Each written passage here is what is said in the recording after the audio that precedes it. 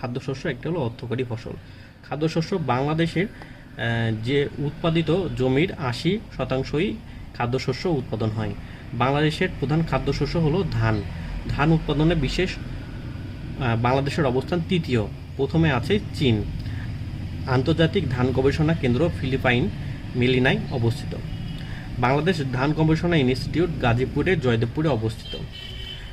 বাংলাদেশ ধানের উন্নত জাত হলো ময়না, মতি, সুফলা, প্রগতি, ইরাটম, চন্দিনা। এছাড়া আরও কিছু ধানের উন্নত জাত রয়েছে, যেমন চন্দিনা, বিপ্লব, ব্রি, বালাম, দুলাভোগ, আশা, সুফলা, প্রগতি, সোনার বাংলা, ময়না, মোহনী, মঙ্গল, হাসি, নিজামি, নিয়ামত, কিরণ, দিশারি, রহমত, গাজী। ইরি ৮-এর মধ্যে রয়েছে উচ্চ ফলনশীল জাতের উপসিম ধান। বাংলাদেশের সর্বপ্রথম আমদানি করা হয় এবং তা এখনও এদেশে চালু রয়েছে। হরিধান দেশজ নতুন জাত। ঝিনাইদহ